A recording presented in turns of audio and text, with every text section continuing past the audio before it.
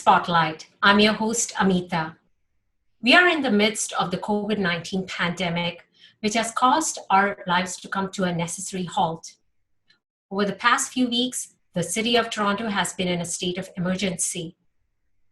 Despite the lockdown, essential services have continued to operate with restrictions and revised protocols to make our lives a little easier. Apart from the lockdown, what other actions have been taken? Are we achieving the desired results? Is Toronto's curve comparable to others? So many questions, so much uncertainty, mixed emotions. We turn to our health and government officials for more guidance. Today, our guest will shed light on what the City of Toronto has done thus far. Let's welcome to our show, Toronto's Mayor, John Tory. Welcome to our show, Mayor. My pleasure. Well, we are in unprecedented times with this crisis, and I know there's a lot of increased demands on your role right now. Can you highlight some of the actions that have been taken by the Medical Officer of Health and the Toronto Public Health thus far in this crisis? Well, the actions have fit really into two categories. I mean, the first thing we had to do as a city government was keep all the services going, the essential services like water and solid waste and fire and police and ambulance and all that.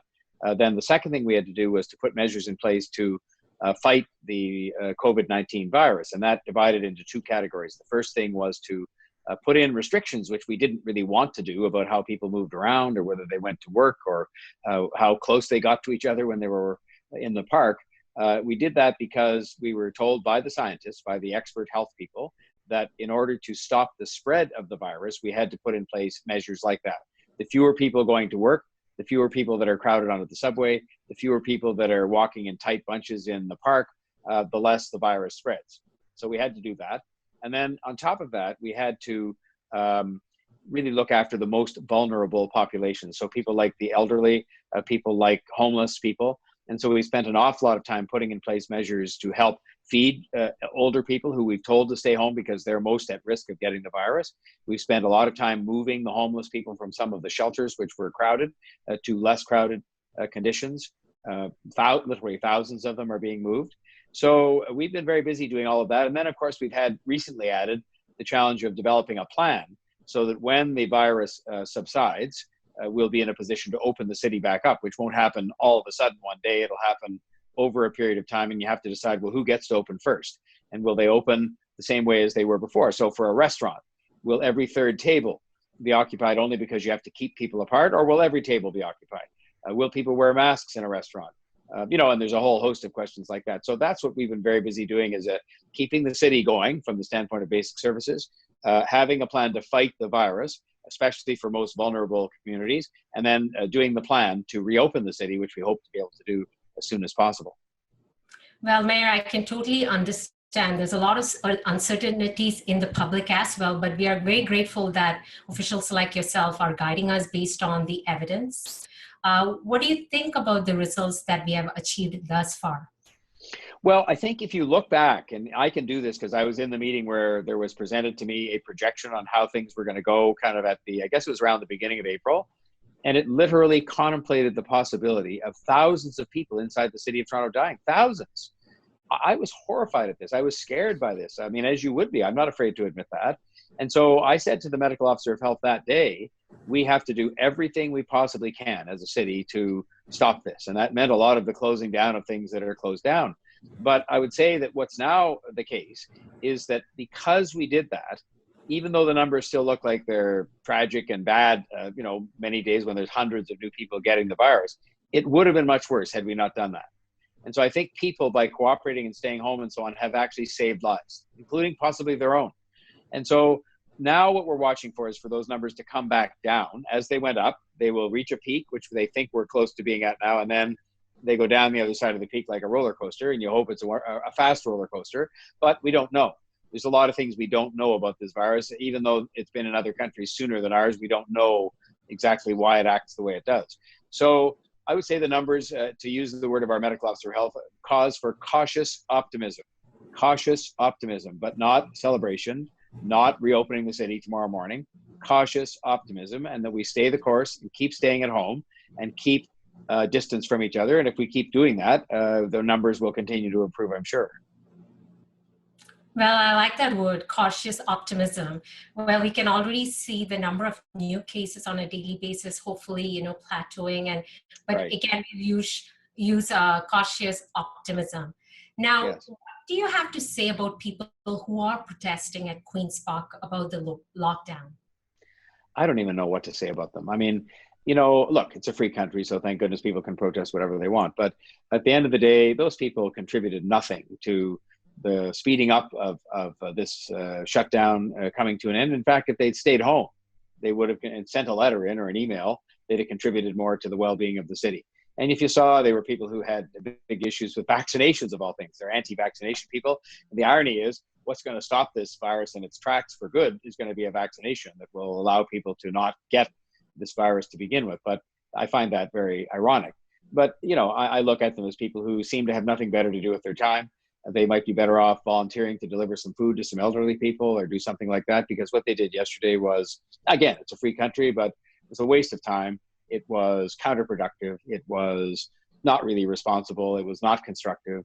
It was just people, getting attention. And there's a lot of people doing that. There's lawsuits being launched. There's press conferences being held. And if all those people devoted themselves to volunteer work to help people who need help right now with the pandemic, we'd get through this faster. And if all those people, frankly, just stayed home, we'd be better off. But it's a free country, so people should do whatever they think is best. And that covers a wide variety for people, as you know. Very well said, Mayor. So, the majority of us, we are in this fight together, and hopefully the ones who are watching and are in the process of protesting understand more from today's talk as well. We have more to talk about the City of Toronto during this crisis. We'll have more from Mayor John Tory right after this break. Welcome back to Spotlight. We are talking to the Toronto Mayor, John Tory. Now, you have already mentioned about opening up the economy slowly, but what are some of the markers you will be looking at in order to set up that plan? Is there any established models you're going after, or again, it's going to be on a day-by-day basis? That's a very good question. And one of the things that we have as an advantage from the fact that there are places like Singapore and Korea and even Germany, places where they were sort of ahead of us in terms of when this thing struck and when it started to, the numbers started to improve. So we have some idea of what they've done. And I'm no doctor or scientist, but I listen to our medical officer of health. She's a very smart, extremely accomplished person. And she has talked about the rate of hospitalization. Is it going up or down? The rate of infection, meaning the number of new cases reported every day. And you saw this week that there was an all-time high reached during the week, but also that 7 days in a row, the number has come down from the all-time high. So maybe that really does mean, you don't really know until you see lots of days in a row where it's going down, that you actually did reach the peak and started down. And so there'll be a lot of things like that. And they look at things like the degree to which the disease multiplies itself. And if it stops multiplying because, the rate of growth is slowing down, this is another good sign. And they look at all kinds of things I wouldn't begin to understand in terms of the sort of resilience of the virus. And so they've got some thresholds. I think they're going to set some of those out in greater detail, both the province and the city this week. So we kind of know what are people looking for, meaning the experts, before they say to us, the government people, you can start to reopen the city. And then we in turn will turn to a plan that sort of says, well, here's what reopens first. And, something like pick restaurants. Maybe restaurants won't reopen all at once. I mean, maybe they'll reopen on a staggered basis so you don't shock the system, with the transit getting crowded again. Like, we can't afford to have the transit get crowded because you tell everybody they go back to work the same day. There's the question of testing. I mean, will it be the case that with big employers like banks, that everybody walking in the door the first day or every week gets tested, so that you're sure to pick up the people that have the virus and frankly send them home and say, look, you have to go home to recover. So there's a whole lot of questions we're in the midst of getting answers to now.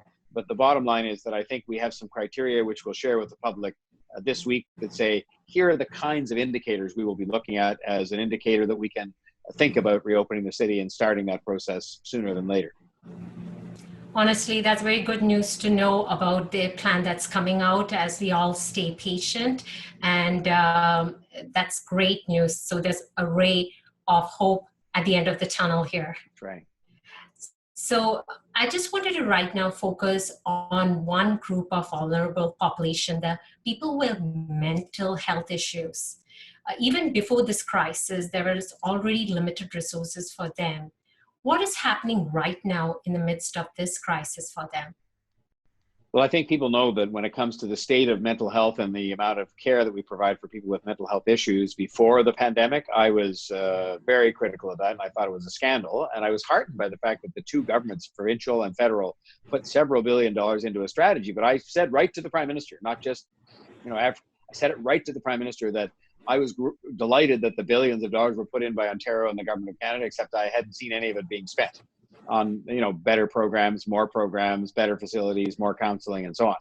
During the pandemic, we've tried to reflect the reality, not just that there are people out there with mental health issues who may not be able to get to their doctor or counselor that they go to, but also there will be other people who, from the experience of being confined in their, say, small apartment for weeks at a time, may develop stress-related and anxiety-related issues. And so through our 211 call center, we've engaged, I think, 7 different agencies, so that if you call 211 with a stress or mental health or anxiety related problem, they won't just take your name and phone number down and say somebody will call you back. They will transfer you right then and there. It's called a warm transfer.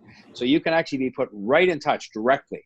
And the 7 agencies we found are agencies that involve helping elderly people with mental health problems, young people, LGBTQ people.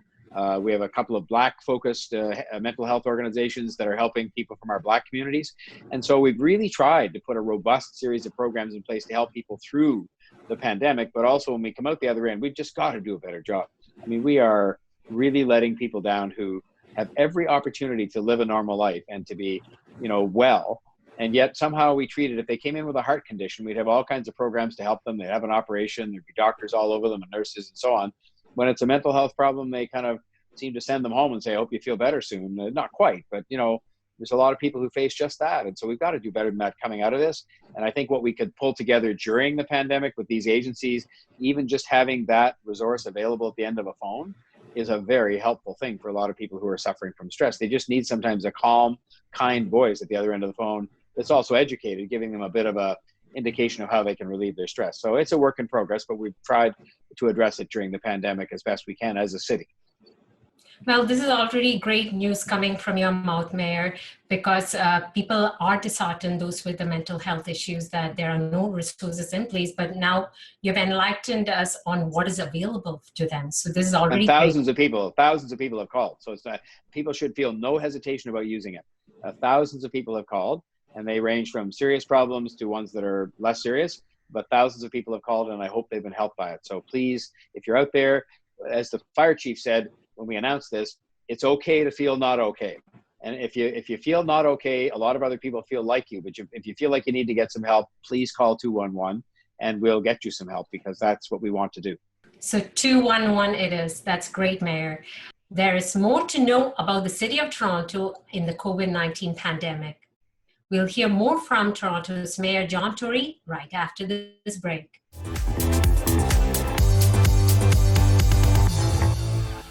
Welcome back to Spotlight. We are talking to Toronto's Mayor John Tory.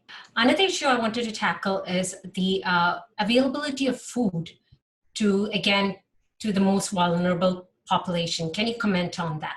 Sure.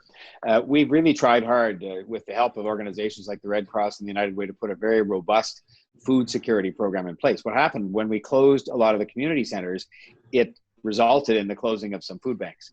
So what we've done is we've opened, first of all, 11 new food banks in libraries mainly. And to make sure that there were places where people, I think the number's 11, but it's of that order. A lot of library workers, in fact, are working in those new temporary food banks that are in the libraries. Secondly, we've developed with the Red Cross a food delivery program for seniors that are not in some other food program. And so the Red Cross and ourselves and other organizations are coordinating the putting together of food hampers, again, being helped by the library, I think. And those are being delivered to seniors so they can actually have that food delivered to them, because of course we've told them they shouldn't come outside because they're much more vulnerable to catching the virus and to bad consequences if they do. So there are things like that. And then most recently we've had some very wonderful acts of private kindness. We've had private donations to this food program we're running in the food banks from companies like Loblaws and Metro and Sobeys and so on. But just recently on Friday, Maple Leaf Sports and Entertainment, who own the Raptors and the Leafs and the Argos and Toronto FC, they used the Scotiabank kitchen, a very good idea. The Scotiabank kitchen would normally be feeding thousands of basketball and hockey fans. Well, they're not right now. So they're going to make 10,000 meals a day for people with food access issues, but also for first responder healthcare workers. You know, because those healthcare workers come off a very difficult shift at the hospital with people who are very, very sick, and sometimes just don't have time to sort of think about cooking a big dinner for their family. And so we're Maple Leaf Sports and Entertainment are taking the lead to supply those meals, and good for them. I think it's a wonderful thing among many they do in our community. This is so encouraging, Mayor. Proud to be Canadian, as I would say. On one side, we have those who are protesting, but if you look at the bigger picture, everybody's coming together quite well through this crisis. And if people have food problems, by the way, they should call 311. 211 is for mental health and other kinds of community supports. 311 is where you would call if you have a food problem or some other thing that is going to help. If you're an elderly person and you need some help for somebody to come look in on you or visit you, call 311 or 211 for that. But for food, 311. Great, Mayor. This is very impressive that we have come together quite well during this crisis. And as we already heard, we have to use cautious optimism, and we have to look at up-to-dates on a day-to-day basis. Where can our viewers, or where would you direct our viewers to get a daily up-to-date information on finding out what's happening on a day-to-day basis? Well, the most up-to-date general overall source of information is toronto.ca/COVID-19, because it has on there a collection of all the different programs we've talked about today, food, mental health, and so on. It has handy references to other places you can call if you want to apply for the emergency benefit from the federal government, for example. All of that is kind of found there, even things we don't have responsibility for.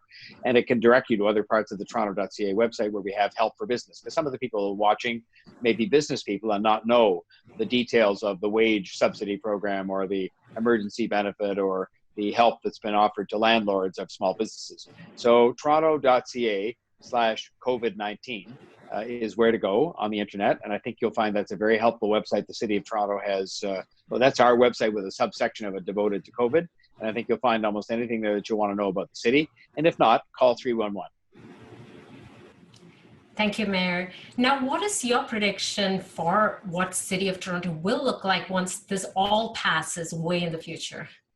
It's very interesting. It's such a good question, and to which nobody has the answer, because I think if you look at things like working from home, we've proven now, much as people talked about it before, we've proven that thousands upon thousands and hundreds of thousands of people can work from home and can do it very effectively. In fact, some of the days that I've been working from home, I would argue I'm more productive because nobody's poking their head in my office to say hello or to chat with me about something that wasn't scheduled. So I think things like that are going to have a big impact on what the city looks like. But I say this because I think it is really important for people to hear. Toronto, before the pandemic, was one of the 10 most livable cities in the world. It was a top 10 global financial center.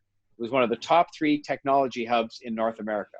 It was, all kinds of things ranked in the top 10 out of all the cities in the world. I think there's 4,400 cities in the world. We were in the top 10 in just about everything. And so if you think about it, all those fundamentals are still there. Even though we've had this terrible pandemic where people have lost their jobs and some people tragically have died and so on and so on, all the fundamentals that made us good, the smart people, the good luck we have with not having natural disasters of earthquakes and floods and hurricanes and things like that. There's a lot of things about Toronto that are good fortune, but there's some that we've just made to happen because we have a lot of smart people here who are determined, including a lot that have moved here from other countries. So I just want people to remember that. We're going to get through this. We're going to beat the virus to the ground. Then we're going to implement the plan to reopen what is the country's economic engine. And we're going to do that.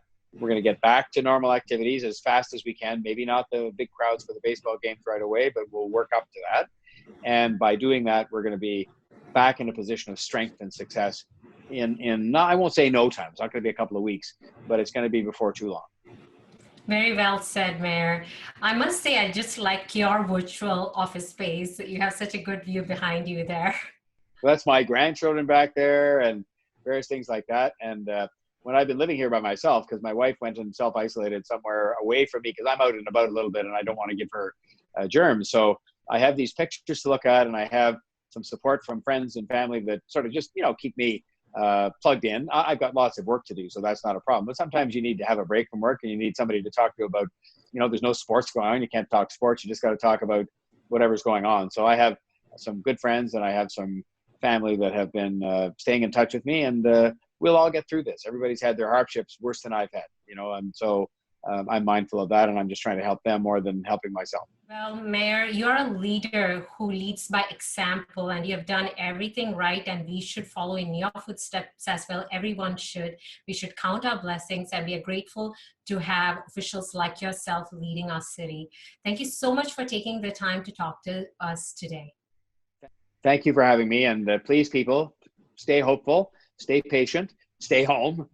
Stay away from other people for a while yet, just a little while longer, and it'll make the whole thing look about this big in the context of a lifetime, but we'll be back to the life we love here with all the good things that come with summer, if we can just stay the course a little longer, because things are getting better. But I thank you very much for that, and I thank you for having me on. Good luck. Thank you. Have a great afternoon, Mayor. Thank you. Bye-bye now. Thank you to Mayor John Tory for enlightening us about some of the measures that the City of Toronto has taken thus far in the COVID-19 pandemic. Well, that's a wrap for this week's show. Thank you for watching us. Continue to follow us on Facebook, Twitter, and write to us at spotlight@ethnicchannels.com. Until next week, this is Amitha signing off, encouraging you to stay positive because there is light at the end of the tunnel.